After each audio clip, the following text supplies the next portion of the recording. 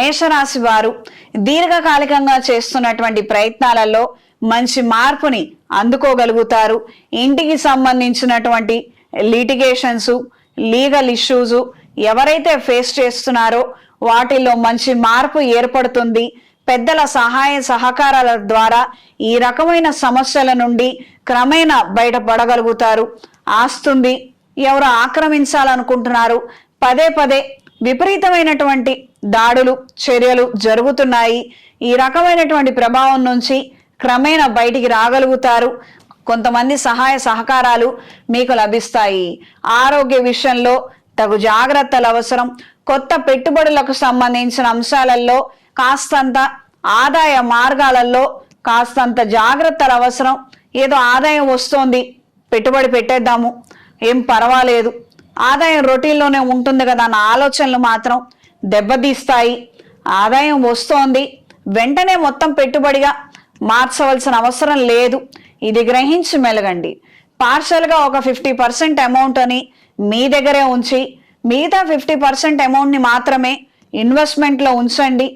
ఏదైనా పరిస్థితులు తారుమారైనా మీ దగ్గర ధనం ఉండటం అనేది అవసరము. నాన్న వాళ్ళెవ్వరు ఆర్థిక సహాయం చేయకపోవచ్చు. ఇది గ్రహించి మెలగండి.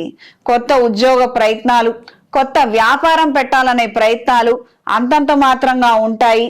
ఎక్కడికి వెళ్ళాలి, ఏం చెయ్యాలి, ఎలా చెయ్యాలి, ఏం చేస్తే మంచిది అన్న విషయాలలో మాత్రం క్లారిటీ లోపిస్తుంది.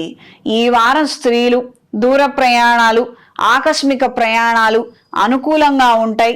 కొత్త పరిచయాల ద్వారా విశేషమైనటువంటి ఫలితాలను అందుకోగలుగుతారు. సోషల్ సర్కిల్ని పెంచుకోవడానికి ఎంతగానో శ్రమిస్తారు. కొన్ని సాక్రిఫైజెస్ కూడా మీ వైపు నుంచి చేయడం అనేది జరుగుతుంది. కుటుంబపరమైనటువంటి అభివృద్ధి కోసం అహర్నిశలు శ్రమిస్తారు.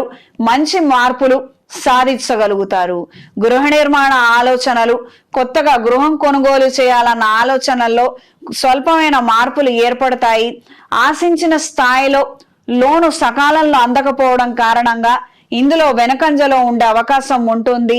ఇతరుల సహాయం కూడా మీరు తీసుకోగలిగితే ఇన్ టైంలో ఇదేదైతే వ్యత్యాసం ఏర్పడుతుందో అది భర్తీ అవుతుంది. అనుకున్న విధి విధానంగా మంచి స్వగృహాన్ని ఏర్పాటు చేసుకోగలుగుతారు.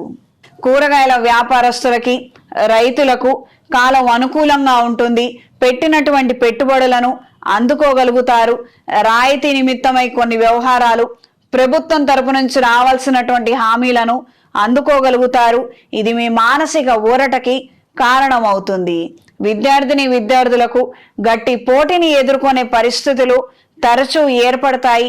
రాసిన పరీక్షలే మళ్ళీ రాయటము, చదివిన చదువే మళ్ళీ చదవటము, సెకండ్ ప్లానింగ్స్ ఎక్కువగా కలిసి వస్తాయి.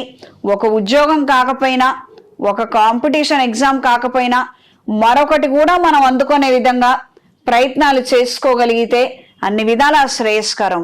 ప్రతిరోజు దక్షిణామూర్తి స్తోత్రాన్ని పఠించండి. ఈ వారం మేషరాశి వారికి కలిసి వచ్చే రంగు బ్రౌన్ కలర్, కలిసి వచ్చే దిక్కు పడమర, కలిసి వచ్చే సంఖ్య 3. ప్రతిరోజు నవగ్రహ స్తోత్ర పారాయణ చేయండి. నవగ్రహాల ప్రదక్షిణ చేసుకొని నవగ్రహ ఒత్తులతో గురుగ్రహం దగ్గర దీపారాధన జరిపించండి. మెడలో దక్షిణామూర్తి డాలర్ని ధరించండి.